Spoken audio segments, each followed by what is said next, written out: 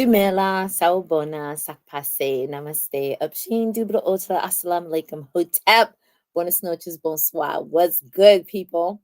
Let me just let you know why we're here for a minute. Hold tight.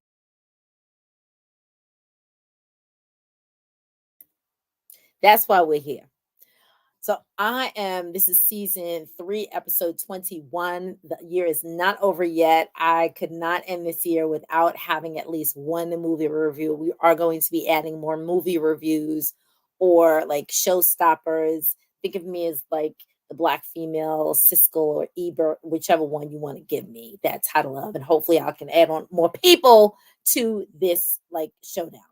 I have invited a guest who is a movie buff. He claims to be a movie buff. We will test his movie, thinking. And this is my brother actually from the other side of the coast. So it is still sort of early evening for him. And that is brother Alon. We are going to be reviewing The Color Purple. Hi. Hey, Alon. Hey, Alon. How are you? Child, listen, I have strawberries in this container, but what I really need to have is some popcorn, okay?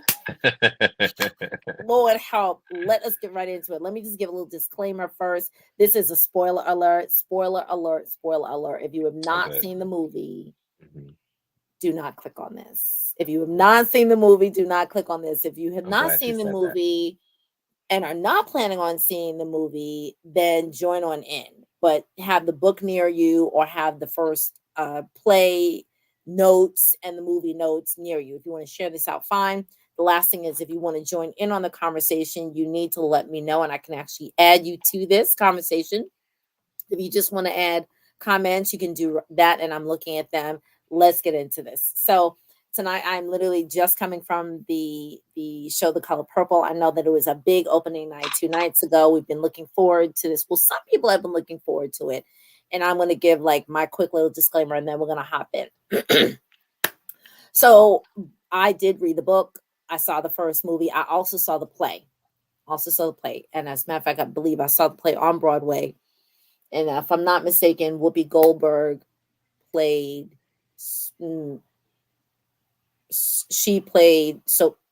Oprah played Sophia, so that actually wasn't it. Whoopi Goldberg played Celie, and I saw it with Whoopi Goldberg playing Celie. Of course, it's like 30 years ago. But when I came to see this time, because we have the internet, I was very concerned about, what kind of reviews are happening before? And I tried to key into as many of them as possible. And yes, I saw a couple of them that had like, so-and-so is mad at so-and-so, or so-and-so, doesn't feel like they were protected and directed properly and paid properly. I saw all that. What I'm focused on here tonight is theme, omissions and adaptations and additions. I'm looking at of course, like dialogue. I'm also now looking at, some of the vocal, which I know Alon will add to that as well, because it was fire up in there. Of course, there were some guests that we did not think was going to be in there that popped in. And I'd love to hear your comments. And so in the comment section, this is on Facebook and on YouTube. So if you want to share this out, fine. If you want to add in a comment, please add in a comment. So, Alon, give me like your first thoughts.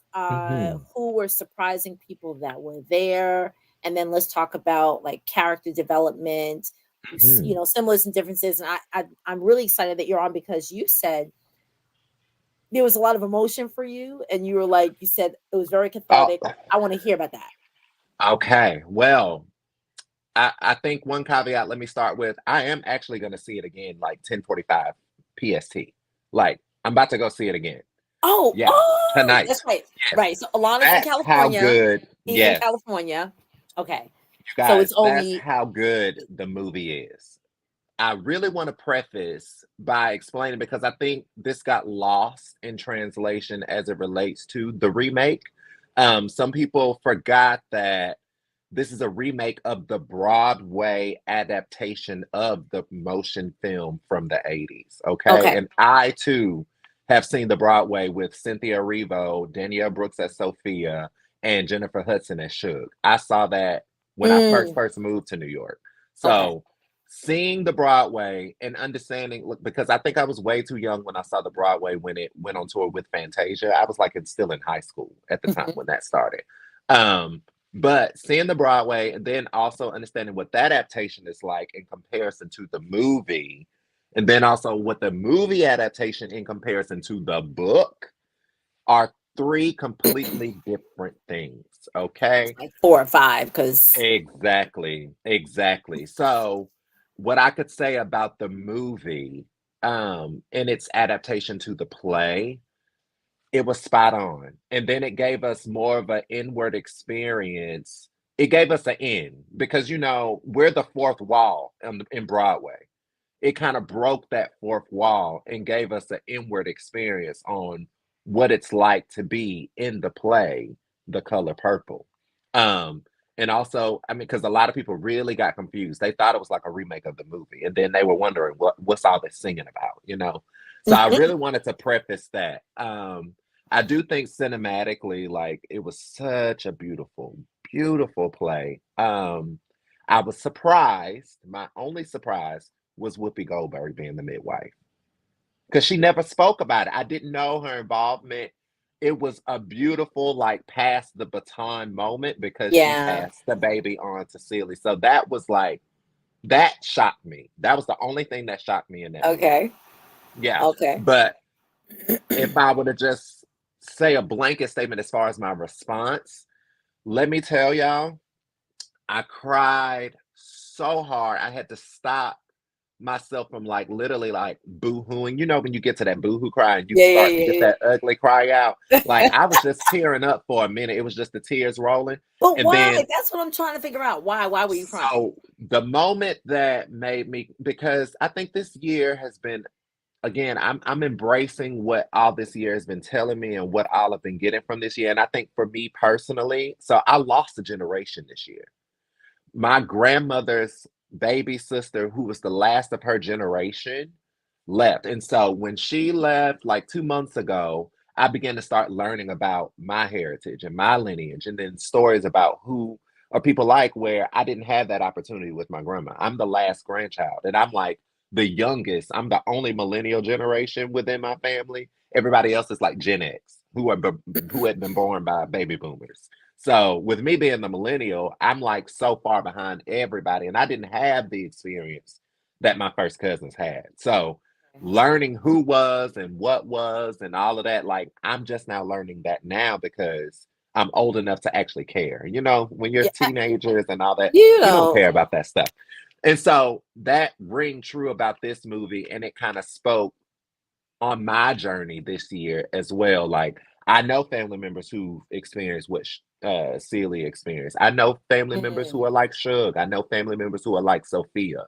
And it just, and then also understanding their characteristic journey and their arching story, it just hit. It hit. And I think the moment where I began to ugly cry was when they were all at the table and Sophia just spoke her heart out to Celie, just saying, like, you visited me in jail every week, every Yeah, that week. was beautiful.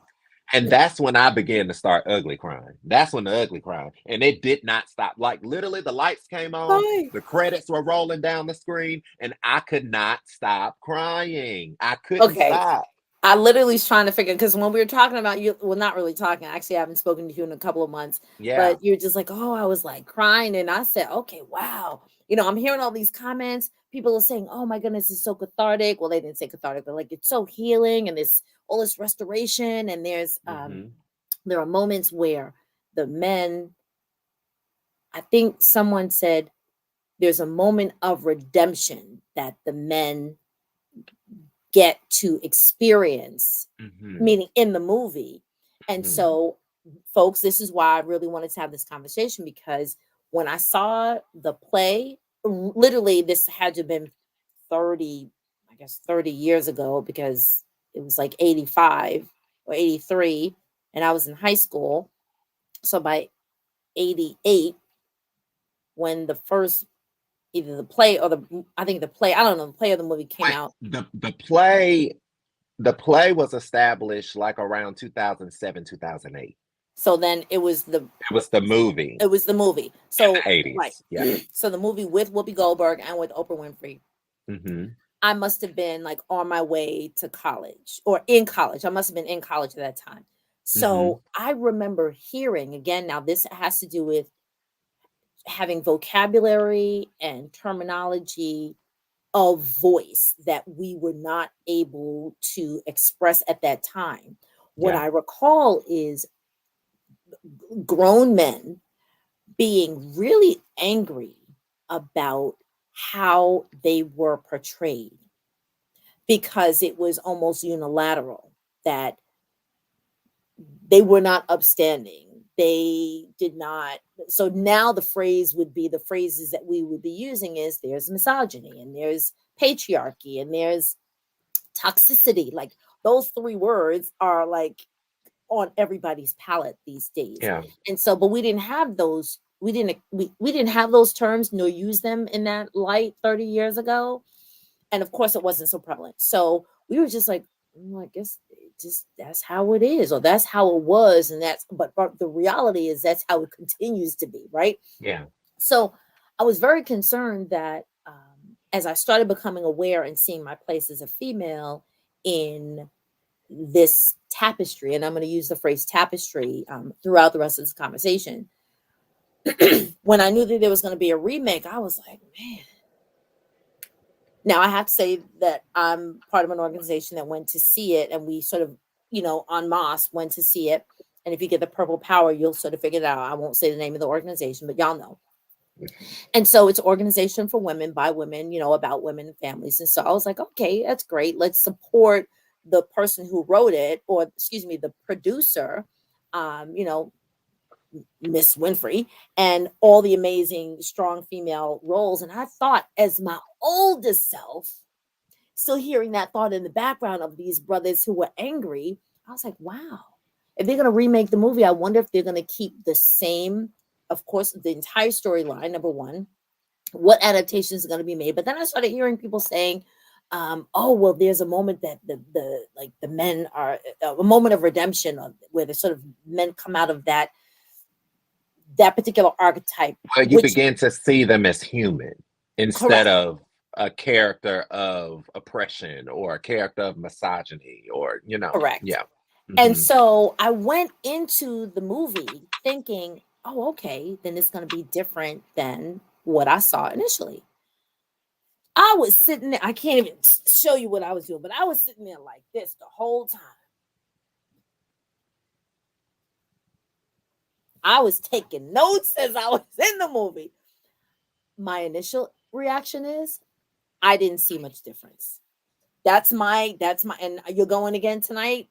Let me know, send me a little voicemail, whatever. Well, I could actually tell you the differences. The difference is, and there are plenty of differences, even aside from the men. And I believe I want to also touch on another means of like a barrier, so to speak, on the movie.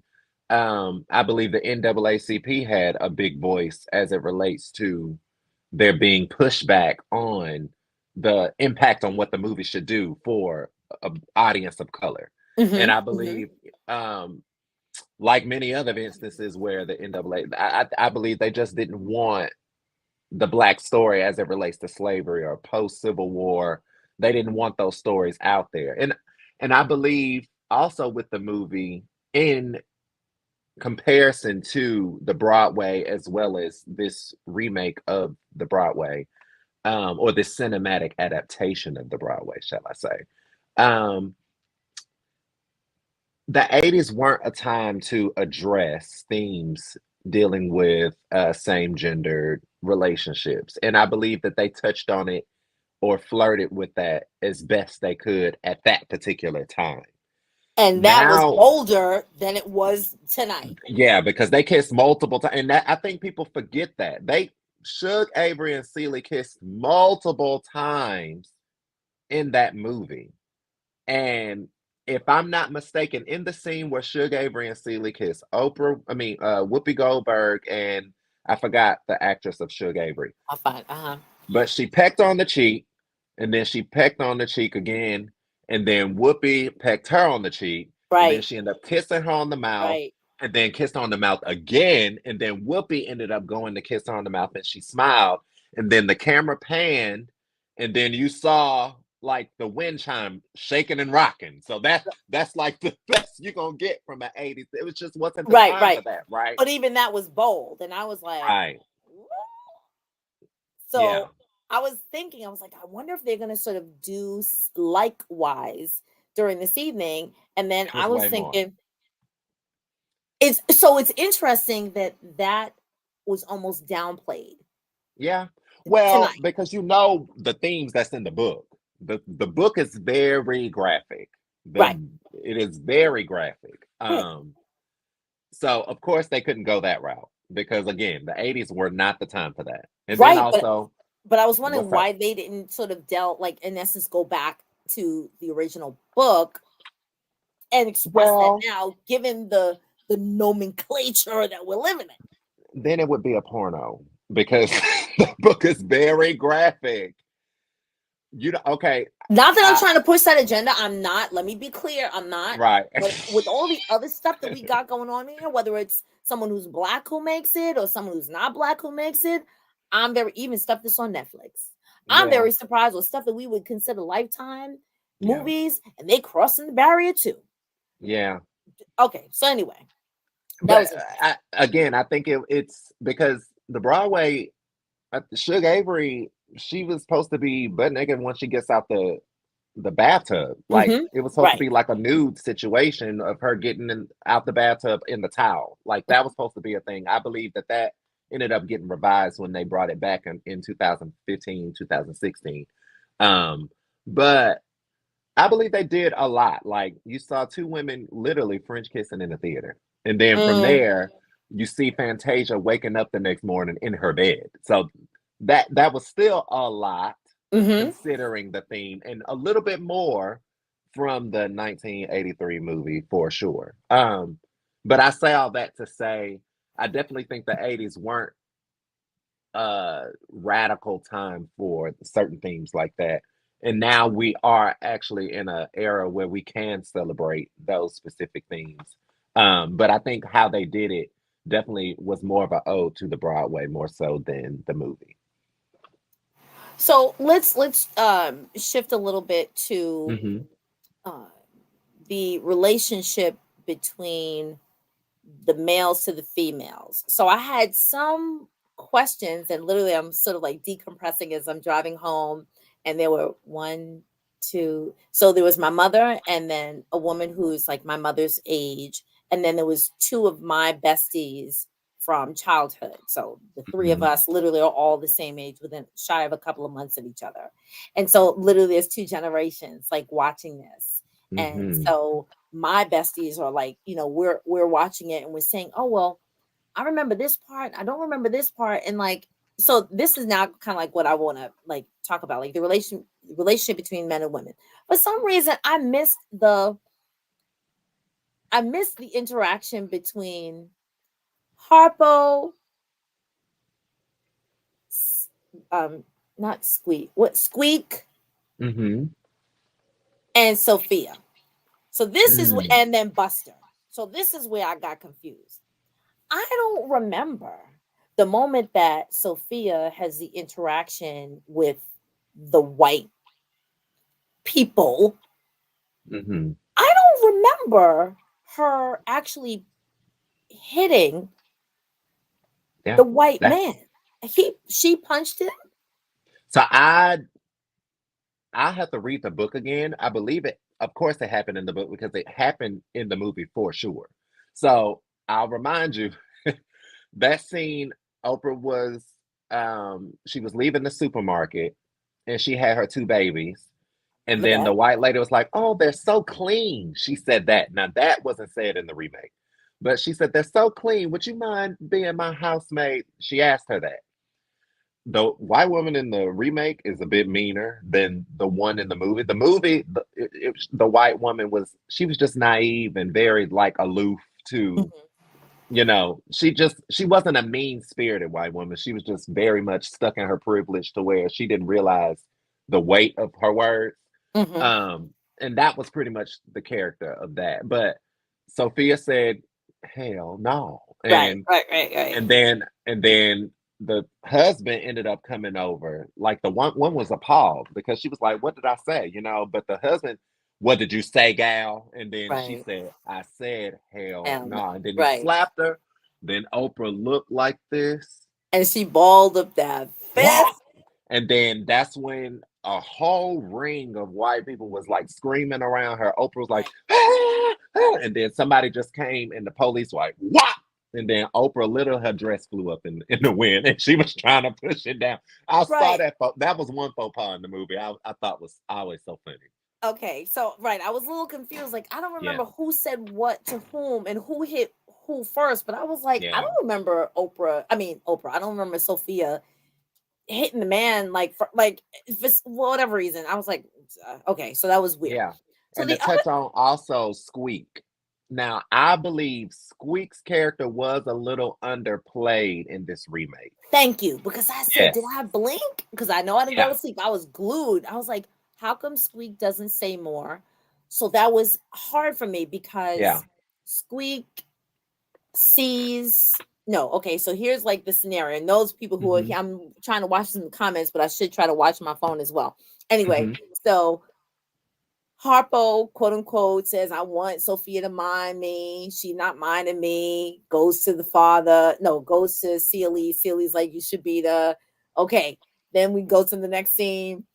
Now Sophia's coming. You told her beat me. And that Yeah. very iconic line of, whatever she says, like Mhm. I'll be dead unless a man put his hands on me, whatever. Yeah. And then she storms off.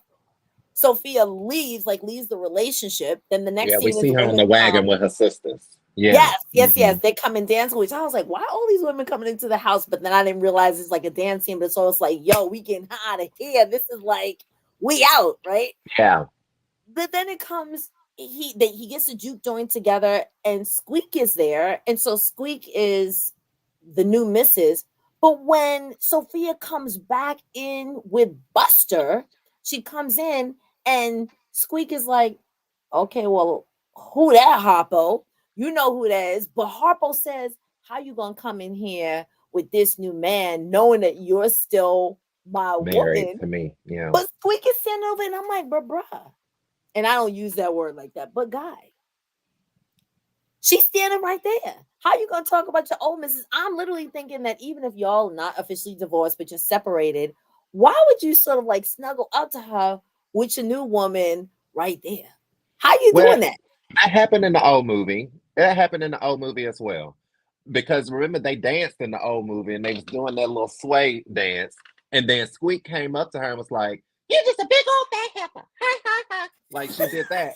And then she got punched into the water. So Right. And that, but I that think that's exchange what still did happened. wasn't the bridge for me. That's why I was like, did I miss Well, something? what got missed, which didn't happen in the movie either, Squeak kind of just appeared also in that juke joint scene as well. We never saw Squeak prior to that juke joint scene. Squeak kind of just showed up in the movie. But in the Broadway, Squeak is then introduced into a song that did not happen in this movie. Right. There was a couple of So things that when were the not there. men Yep. are, yeah, so in the they had a rendition of a song where they were building the house, but there's another song where the men are supposed to be sing, the men ensemble is supposed to sing when they're building the juke joint. And Squeak is then supposed to come in and kind of sort of like bring herself into Hopro's, like, It did his in his purview. position. Yeah, But right. in this movie, she has like a tray of lemonade or something like that. And then they go walk off, and then she's like, oh, standing there after they all go in there. And that's when I was like, who's that? Where is Yeah. she? And why? Who, like that was a surprise. I didn't sort of get that. But okay. So wait, and I see people popping in on Facebook. I need for y'all at least to drop a comment, say, hey, did you see the movie? Did you not? This is a spoiler alert. I'm sure you're already hearing us talk about it. So if you have not seen it, just say, stop, don't say anymore. I'm gonna get off. Or like please drop a comment. Or if you did see it, like what were things that you saw that you were like, where'd that come from? What did you remember? You're like, oh, I'm glad that it was in there. And like, what did you think about these like scenes that were added on, like these thinking things? Because that was the other thing that kind of tripped me out. People were like, oh my Okay. gosh, we see inside her mind. So I'm like, Yeah. I'm listening, I'm waiting. What are we seeing? The only two things, and we can get into that next. Let's finish about the male female relationship, and then we'll get into like the things that were added. So, okay. So the other thing that was a concern for me was again like this moment of sort of redemption that the men were supposed to have, which is actually like my original point of where does it seem like the men are portrayed differently. Okay. Got it. So yeah. So why don't you share and then I'll pop in. Like I'm still So listening. Maybe I have to watch it there's again. a three-way dynamic here Okay. with Mr.'s father, Mr., and then Old Harpo. Mister. Yep. Then Mister. Okay. And Yes. then There's Harpo. a three-way dynamic. Yes, there's a Okay. three-way dynamic that's happening here that really didn't get portrayed in the movie because the highlight of really the whole theme of the movie was just Mister. Like we really saw overarching with Harpo as he was going through his motions, and honestly, we saw a true friendship with him and Sophia, regardless of their marital status. Like we knew at the core of that relationship, they were friends. Yeah, that is a good takeaway that I wound up saying. Oh, Yeah. yeah, okay. So I So got that part. so that dynamic for sure was definitely portrayed very beautifully in the remake because we didn't see that friendship in the movie. Because and then also it kind of popped up because you don't realize when Sophia goes to jail what happened. They didn't specify what happened to Buster, but they did in this remake. And then Mm-hmm. all those years when Sophia's gone, we don't know what happens in between her and Harpo between that time. All we see is when Celie has her pant business, Harpo trying on the pants and Celie, I mean, and Mister. Sophia's like, and Sophia's like, where you gonna wear them pants to? And then that was like that one small excerpt where we saw that they got back together in the old original movie. But Right. we began to see a process with them throughout this whole movie. That But they were at the core of it, they were friends. but in this right, that's Harpo and Sophia. But Hmm. Mister Well, and Mister. Philly. So, and that's the dynamic, is what I'm saying with the triad, the trio. With so you see where Mister how he treats Harpo is very much like I have dominion over you. You're not gonna do nothing without my say so. His dad has that same relationship with him, and then Yes. he immediately becomes in character of Harpo the same. Like Mm-hmm. he looks like this big, powerful, you know, person. Overarching meaning. Exactly. And then once his dad comes into the picture, it's a different story. Right. Got it. He sort So of deflects and he's like he shrinks the way correct. he wants Harpo to shrink because he says like, Yeah. what you gonna do and what are you doing? And so I'm glad that Harpo now that you're saying that, and folks, if y'all agree with this, give me a thumbs up or say hey or I agree. If y'all don't agree with it, I'll even give you the link and y'all can come in and I know it's late, but this is gonna be Yeah. late Why night. not? This is gonna Yeah. be late night, right? And actually, I know Late you got to night go in tea. like maybe have 20 minutes or so. Oh So, no, I got like an hour and a half. Like we're oh, good, fine. good, good. Yeah. So I was struggling with where this moment of like again like redemption. Now, first shout out to the fact that I did not know that was Lou Gossett until the second time that old Mister comes into the scene. So Lou Gossett, you did your thing. They dressed you well. If you had to lose weight, if they put a bigger suit on you, they shrunk your hair. Something I did not even know that was him. I was like, go Lou Gossett, he got play. So Hmm. it was beautiful to see him being in that role of like again being controlling over Mr. telling him what to do. Some of his dialogue though was a little garbled, and again I was very attuned because I wanted to hear everything, but some lines were a little like muffled, if you will. When we get to his relationship, hey, you can't let these people tell you what to do and you got to be in control. And then Mr. tries to pass that on, and of course he does to Celie and then to Harpo. One of my besties said, what happened to the other two children of the Harpo's Yeah. other two siblings? Like we see them coming down the stairs having torn up Yeah. the house, we That don't see happens them in the again. movie as well. Yeah, that happens in the movie as well. Those other two kids, they're an anomaly. Yeah. Right. Nothing happens. Yeah. Nothing happens to them. Hmm. So then when Harpo sort of finds his own voice, right, in the middle, and he's like, hey, I'm gonna build this juke joint, and then it he does very well, and he's like, oh, can Miss Shug come and sing for it? He's like, oh, he Mr. says, like, what you gonna do? Like, she don't like kind of she don't got time for that. She does it anyway, and then of course Mr. is surprised and it works well. And then later on in the movie, Harpo says, after he sort of gets his drunk father up out right towards the end, and Hmm. he's like, no, you can't be in here. Why? Because Sophia said, he's been in here every night for the past couple of weeks. He's just making trouble. You got to get him out of here. He takes him out. And it's that moment of, I done good, Dad, with or Yeah. without you. I followed my Yeah. own voice. I did, He's taking even his though power back. right, my Yeah. family may not be what I intended it to be, but here it is, Sophia is not Sophia. Yeah, is still here and she's like still helping me. And he then walks out and he goes, you done good. I didn't think you could do it. I didn't think you was gonna be like make or come into anything, but you did good and I'm proud. And then he like falls off into like a drunk sleep. Well, I'm like, oh, but that's that a was a rock very bottom for him. That was a rock bottom. That happened when Seeley's curse took precedence to yep. his field. It took precedence to his That was livelihood, good. That was good and scene. and he was in the bar, inebriated, and pretty much his life was over. And that was a moment where Harpo took back his power, and to Mhm. also throw in his face to say, "I did it your way, but look at me now. Right. I got my family back. I got my woman back, and I didn't have to do it your way. Mhm. Mhm. Maybe your way doesn't work." You know what I'm saying? And I think that's when the turnaround happens, and we begin to see the humanness of Mister. Where in the movie we didn't. It was a small excerpt when we see him going in City Hall to get Nettie back. We actually saw that process this time in the movie. Yeah, I think that was new because I know my mother was like, "Wait a minute, how did he? What's with the lamb thing and Yeah, what the letters like that?" We were also right. tripping about That that, was a like, brand new dialogue. Yeah.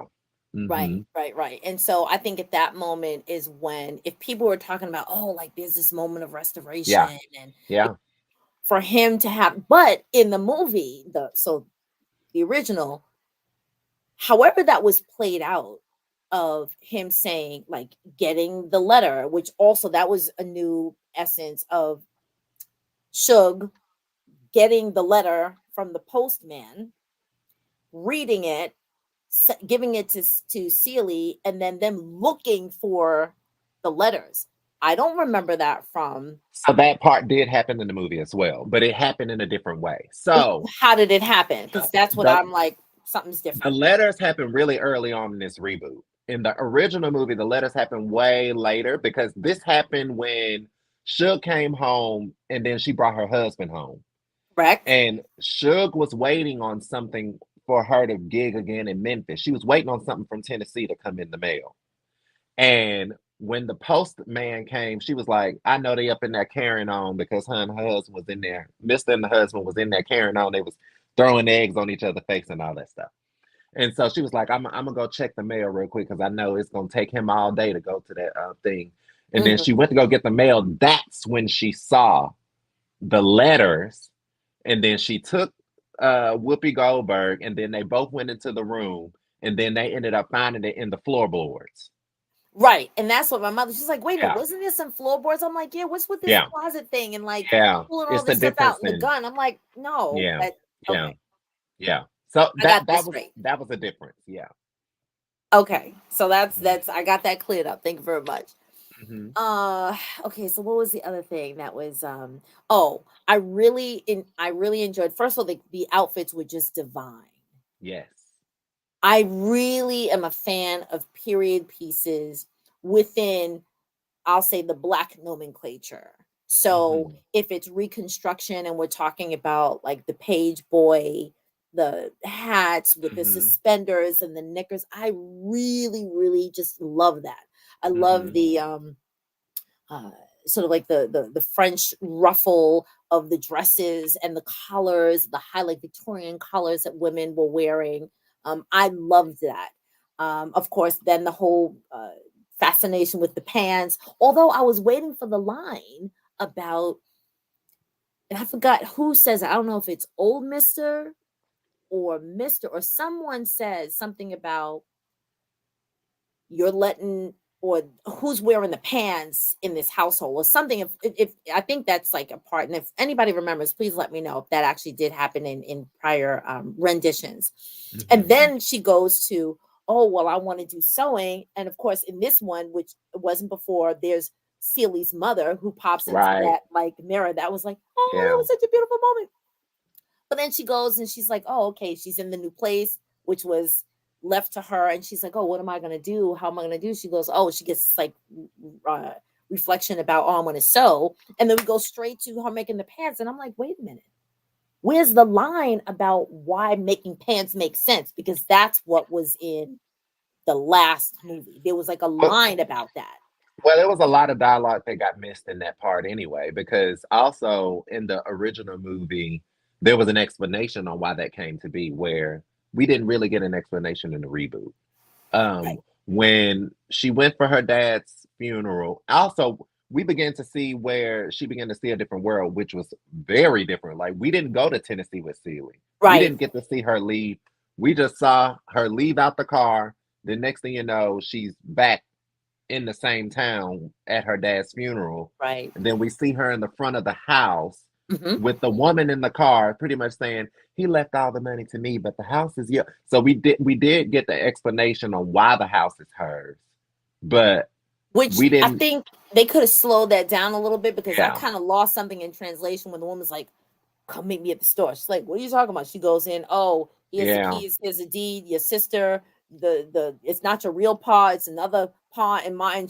I'm like, wait, did I blink? Like, did I miss something? So again, Yeah. I Yeah. probably want to clear that down. Some of that happened. I think more of that happened in the movie than it did the reboot.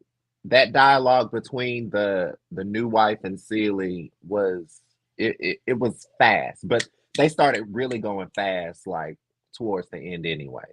Like Mhm. that beat with at them at the table, they were going really like I couldn't even cry hard enough that I wanted to, because they were going so fast in Yeah. between certain things. And that's fine, because I think Taraji actually mentioned like what they did wrong in the 80s was, we don't, as a culture, as a community, as Black people, we don't stand in the muck. We actually make humor out of our trauma, and that's what the movie is supposed to do. You know what I'm saying? You're supposed to laugh, you're supposed to enjoy, you're supposed to find beauty instead of feeling sad and sitting in that sadness. Mhm. Yeah.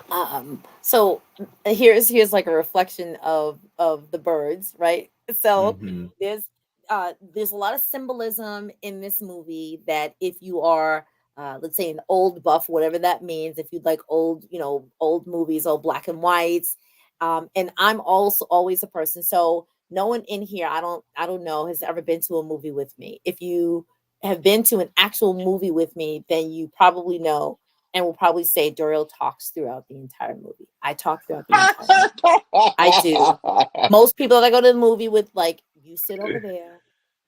I'll sit Yeah. over here. You sit next to me. Don't talk to me. Or they'll look at me and they'll be like, "What are you doing? What are you What are you doing? doing? Yes. Yeah, Just we can't go just to the enjoy the movies movie." like that. I can't. I had to ask questions. So symbolism, color, lighting. This was like a big thing in this movie. There are periods of there's darkness, there's like doom and gloom, there's a lot of a gray, subtle like shadows. There's a beautiful image of like the sun sort of peeking through the windows as Celie's upstairs on the second floor. Then we go to like people talking about, oh, I'm so glad that we could see in her mind. I was like, what are you talking about? So of course I'm looking for opportunities for that.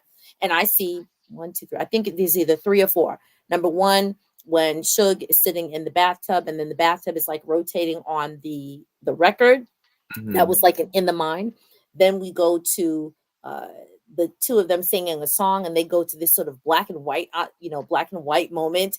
And Yeah. I'm looking at the background, and I said, "Why does that look familiar?" And then the card hit me. I said, "Oh, the Brothers Johnson. Now, who remembers the Brothers Johnson? Anybody remember the Brothers Johnson? If y'all don't know what I'm talking about, there's many of you on here, so y'all know what I'm talking about. It's like the whole thing, the two tap dance brothers, and they come out with like the tails and then go through the splits and they slide down. Mm-hmm. That Mm-hmm. was so beautiful, although I kind of think it was out of place. But that's me. I just think it Well, was it's a too much movie. of a jump. They were dousing themselves in the movie as they were in the movie. So it's like them inside the movie.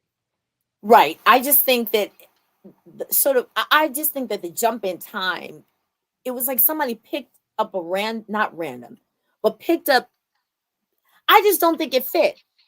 I thought it was beautiful, but I just don't think it fit. But the dynamic of we go from rich, deep yet subtle mood of like the light shining through into the window, an old uh like wainscoting on the walls and real wood on the walls and like dark floors and like old period beds, to then we take this sharp like right turn and we go to this like black and white image.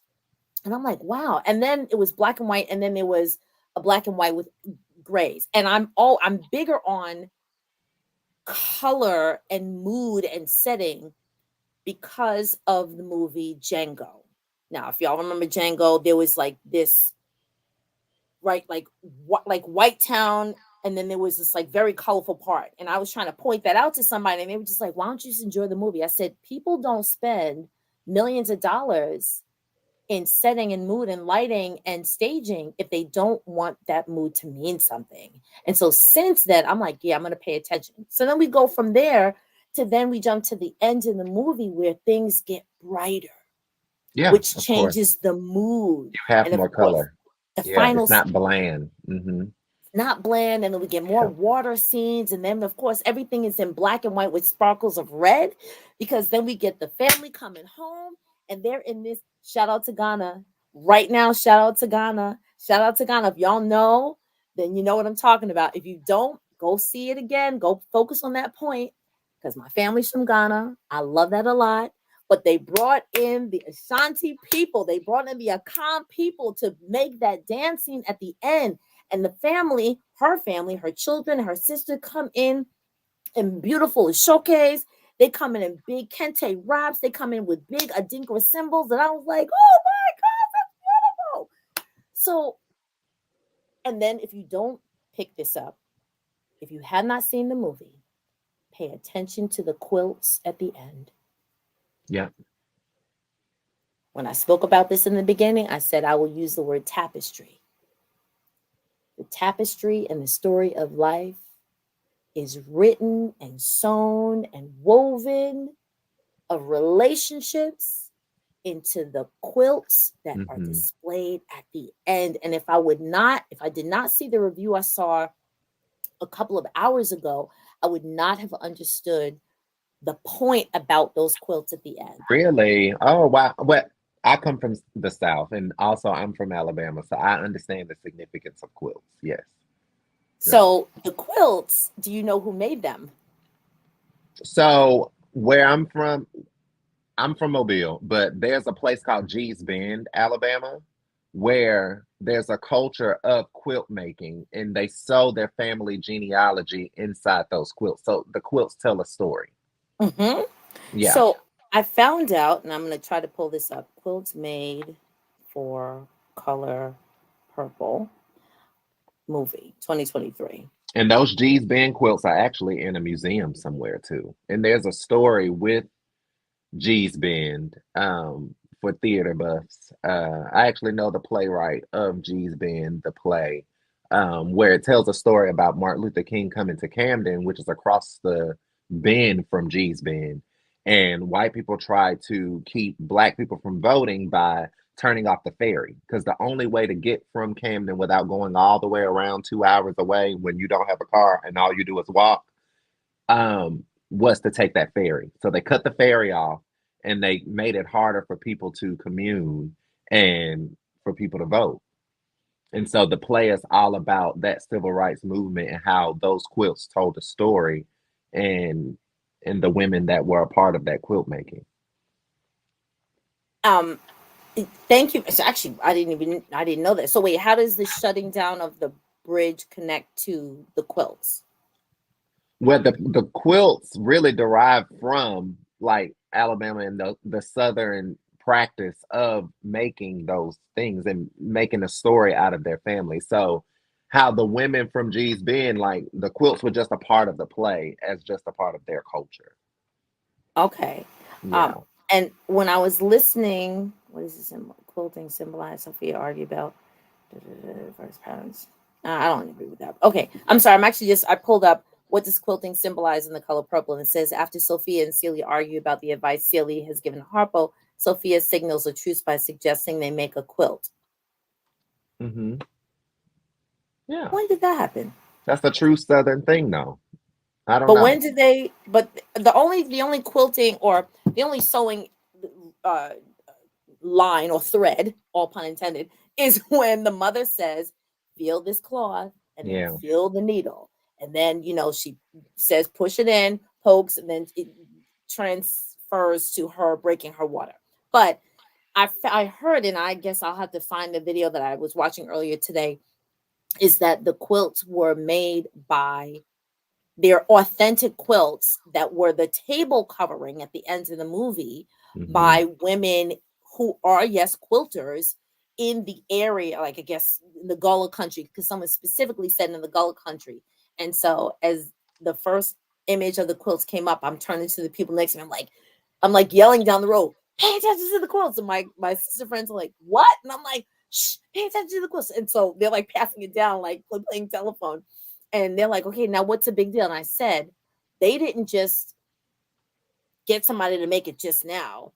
Those are like authentic, like 70, 80, Yeah. whatever years old. And I said that Hmm. how beautiful to weave and to connect the storytelling and the tapestry into this movie. So Yeah. shout out to Tamala Mann, who was like, a beautiful part of, Black culture and like great singer. Shout out to David Allen Greer, who is in the movie, who I was like, David Allen Greer? First of all, he can sing. He can play the piano. Wait, what's going on? And Whoopi Goldberg as again a keeper of life. She pops in.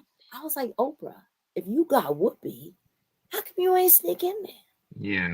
How come Yeah. you ain't sneak in there? But the Hmm. tapestry was just beautiful. The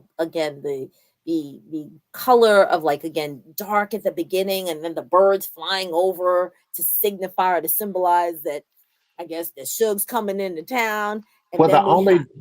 the only difference I would have as far as setting and staging, and I was really confused as a Southerner that they were by. I would think if I were to assume, because that's the only Georgia coast I know is like Savannah, Mhm. where originally they weren't near the coast at all. Like I think they were like near like the most rural parts of Georgia, not near any body of water.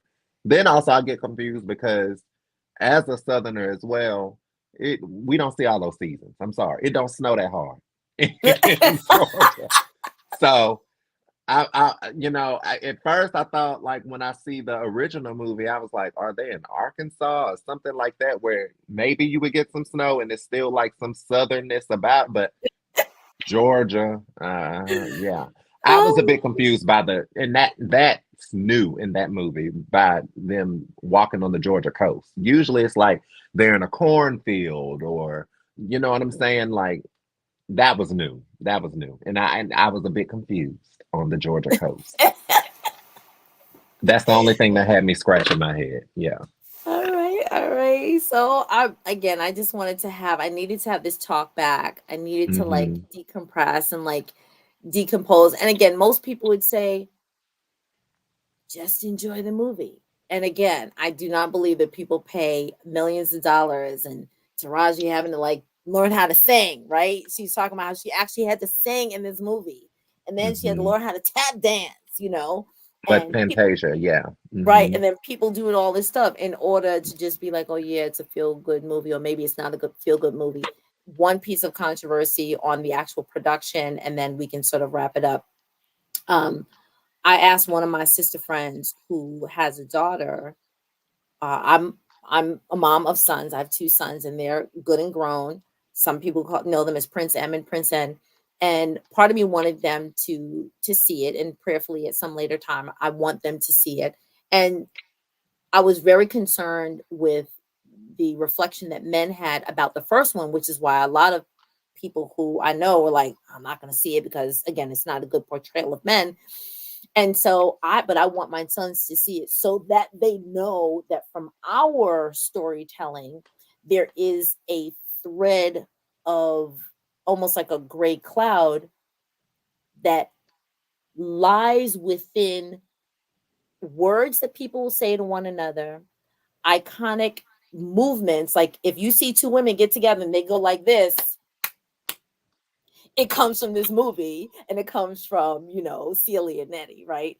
So I want for them to recognize that. I also want for them to recognize that there are some relationships that are not necessarily, savory, but they're sassy and, they're caught up in seduction. But The Color Purple tells that story. And so if people are making references to certain things that have happened in our cultural framework, some people's cultural framework, that it is told through this story. Because not everybody's going to pick up The Color Purple, not as a book to read, but they may see a book, a movie, or they may have a conversation. I want them to be aware of it. The other thing is that I want to figure out how we can take the lessons, because I was asking my girlfriend who has a daughter, and I said, would you want for her to see it? And she goes, well, I don't know. And I said, well, what lesson would you want for her to take from it? And so her initial thought was about the relationships between men and women. She's like, well, not to have, men put their hands, on me twice. And I was like, I'm driving, so I ain't say nothing. I just looking in the rearview mirror, like, okay. And then she said, or at all. And so I was like, that's my new response. I don't say much. And then I said, is there anything else? And so she goes, I don't know. I'll have to think about that. Then my mother was sitting next to me. She goes, so just about ill treatment. And then I said, what about power? What about voice? Because those are things that I grasped from the movie, from the first one, from the play, and this one. And so she's like, oh, I guess let me think about that. And I said, how about over time? And then this one, my mother popped in and she goes, Mom, I think you're watching. She goes like, don't let somebody sort of keep their foot on your neck, but find that courage to have your voice and to let your voice be shown. So she's like, oh, okay, like I think about that. And so here's the controversy, and then tell me your thoughts. Some people were thinking, out of all the stuff that we got going on, trauma that we're going through, new decade, same story, do we really need to redo this? Did the people who paid for the movie and directed it and produced it, do they really need to spend their time redoing this same movie with the same themes? How is it helping us move Black people along, keep us together, grow with one another, heal, restore, all of that? Did we really need that in 2023? Could the money have been used elsewhere, and could we have used it towards something else that is more aligned or is more pertinent to the problems that we have going on? So I'm just going to leave that there. Some people are like, I'm not going, or I'm going because I want to see it. But then how is it moving us forward? Got it. Okay. So what I will say, I think the responsibility of the movie from the director, from Oprah, the producer, and also the participant in the initial movie, and then also an avid fan of Alice Walker and her work. I believe the responsibility of the movie was to create a resurgence and not smudge over the relic that is the original movie, but to repaint and recreate. And then also, like what I said, and this ties back to what I said initially in my preface, the movie, the Broadway, and the remake are three completely different things.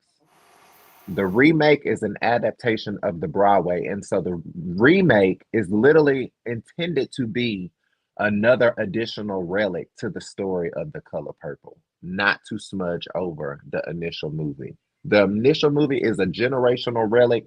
Everybody knows the lines, everybody knows the storyline, We were everybody trying to knows what's gonna and so the movie is only to create that relic as it relates to the Broadway. That Broadway is going to be bought and recreated, whether if it's in California, whether if it's in New York, like and honestly, this is an ode to just Black Broadway in general. We don't have Chicago and us being in that. Chicago has lasted for decades. Our Broadways, for some reason, don't. They last like a couple of months. You know what I'm saying? Mm. So I believe, yes, it is necessary. And yes, it is painting us forward because our stories are told. And I think we always have this argument on we need more Black stories. And yes, that is true, especially in variety and stop creating slaves. I'm a big advocate on like, stop creating these slave narratives. Yep. Yes. Stop creating these maid narratives. Yes. But in the same token, if there's a spin or if there's a different story that we need to see, that is our lineage. That is something that needs to be told and needs to be shared because it's educational. Because I think we're so removed from that generation on what it's like. And I think where we don't need to go is repelling it just because of what we see. We see it as a slave movie or we see it as a May movie. But if there's a narrative that needs to be told, I'm all for it. And I So support it 100%. so what's the and folks, I'm so glad there are a lot of people actually are still with us, which is fabulous. What Hmm. is the twist or what is the narrative that you believe was told What? here that was Yep. not told in the Got it. yeah. I will say my takeaway from this one, apart from the movie, was the songs. It wasn't any songs, and the songs create a more palpable story. And it warrants definitely in church as well. Like you'll be more apt to listen to praise and worship versus listening to the sermon. I think you can understand the narrative a little bit more in the beauty on how they sing. And I think this movie, my takeaway personally from it, where you see a character like Celie go through so much adversity in a time period where women were powerless. Mhm. And she found her voice through women surrounding her and found inspiration through women surrounding her. She found strength in Sophia. She found knowledge and power in her sexuality with Suge. And she held those people close to her heart and still found a means to love and to care and to be friends with people who slapped her around. Literally and figuratively. And we could do the same thing because we are oppressed people still to this day. And yet we still have a means and a willingness to love, to gather empathy, to have our own power and pride as a people. So I never think that these things, I don't care what the time period is, it is never a disconnect. It is never a disconnect. And it will always have a common thread to what our story is. I agree. I agree. I think I'll give like my final takeaway. So again, the organization that I belong to and that I do a lot of activism awareness for, when I think about how I would encourage, let's say, the younger generation, because of we know what we got. Like my Mhm. age group, we know the elders who are the generation above me, like we know the struggles that we've gone through, and it's about what are we going to say to these younger women, and if I Yeah. am doing my due diligence, what am I going to say to them? Again, like what would I have them take away from this is look at the beauty of where we've come from. Don't shy away from listening to the stories and the wisdom and the gems of the older women when they, we're not going to sit down and have a long conversation with you. We're gonna look at that person and we're gonna be like, I don't like them. Choose wisely.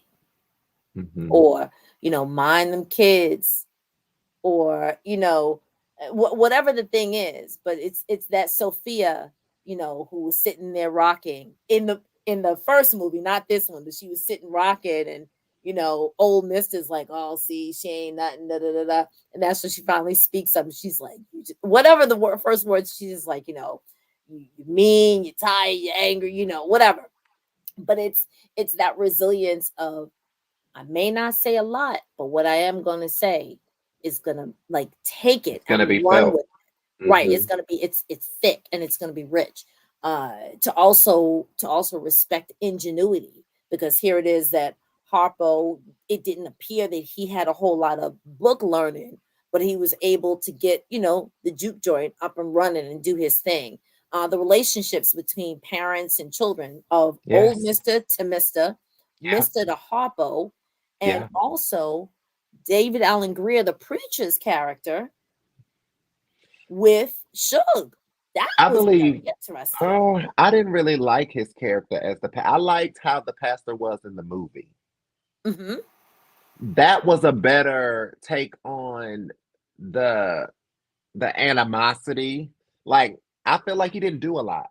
If I'll be I honest. agree. I was a little lost with, like, what happened, because he never said. It was more like he was looking like, oh, I disapprove of what you're doing.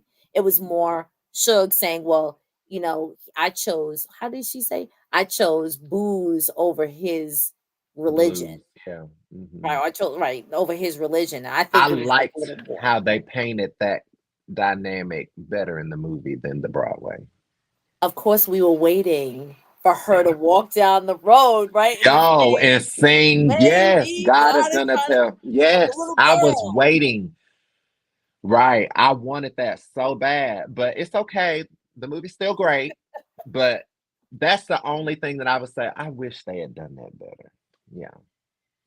Because you wanted that little girl Suge to yearn for her dad. And I feel like I didn't see that as much. I don't know. Right. I didn't know what to The only gather from that. the only time it sort of reared its beautiful head is when he's playing the piano randomly. She walks in, she sings, and then she's like, "Oh, can you keep playing, Daddy?" And she sits, and then she's not, buxom, Suge Avery, sassy, seductive. She's like, "I'm a little girl, and I'm gonna put my head on your Yeah. shoulder. Yeah. Can we work this out? Can we forgive or whatever?" And she's like, "Well, remember, you just spoke to the whole congregation about forgiveness. Well, can you forgive me?" And then he's kind of like, "Oh, okay, fine." Yeah, but I think it was like, That was very soft. That was very soft. and it was too We quick. wanted to see the weight of her heartbreak. I wanted to see it. I wanted to see Right, it in that hug, like in the movie. I wanted to right. see it, but Of it's like okay. coming down the road. So Yeah, yeah.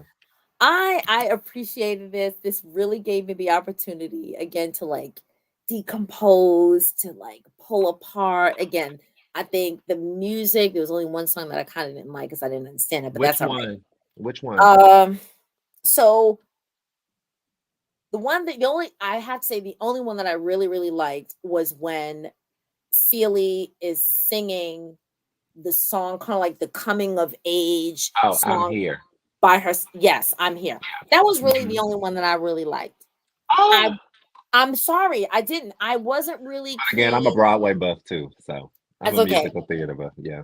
I liked the ensemble pieces. I liked Okay. the ensemble singing, and of course, like the men um in the prison gear and like doing the chain gang. I Oh, the really She like Be that. Mine, the She Be Right. Mine number. Hmm. Yes, like shout out to the fraternities, where, because you hear, if you're not watching it, but you hear like the cadence of like the syncopation of like step or like step shows. And so I was like, why does that sound familiar? And I'm like, oh my gosh, and like it just sounded so beautiful. So I really like that. I love the Yeah. juke joint. Again, like the work dances, and again the syncopation and the rhythm, and I like those songs. But some of the like the individual, I was like, I don't know. Oh, yeah. But that's the Broadway. It's the Broadway. Yeah. Fine. So for again, for those of you who did not see it, I told you from the beginning this is going to be a spoiler alert. So, but if you are a diehard like Alice Walker fan, if you're a diehard like Purple Power and The Color Purple, then please go see it. This is just two perspectives of people who saw it. And again, Alana's going to go see it again in like an hour or so. I'm here gonna grab in New my York. tissue this time. I had a headache. I had a headache Oh my from gosh. crying so hard. Oh, I didn't. I was like, you were confused. Yeah. Because you like asking questions in the movie. No, I like to feel it. I like to really gather the care. Oh, I know I'm about to cry in there again. Oh my. I love it. I love it. I love it. So listen, folks, even though Mm-hmm. this is the first time you're meeting Alon here, Alon and I have actually done some other work on his podcast together about, it's like maybe a year and a half ago, 2 years ago. Yeah. But this is the first time that I'm on his show. We used to sing together. He has an amazing voice. Oh my gosh. Oh my gosh. So he used to be at my church here in New York. So now he's on the opposite coast. So I pray you well, Alon. Hugs and kisses, like Thank all of you. that. Same. Yes. It was so nice being on the digital couch. Yay! We Alon, talked about it so long. Yeah. I know. Do you still have your show? I do. I'm just And where do we find 2023 you? was a lot for me, so I had to take a mental break. So I'm taking a mental break indefinitely until I can gather myself. Gather yourself. Yes. Because I don't want to pick up pieces of you on the highway, Please. okay? Please. Yeah. We don't need that. We don't need that. But folks, thank you so much. This is it's probably, I don't know if it's the last episode of season 3 for 2023. If it is not, there will be one before the end of this week or for the end of 2023. But please stick with us and stick with me, and we'll find Alon as well where he is. And then join us for season 4, which will be 2024. We have some new and amazing people and thinking and types of conversations coming up.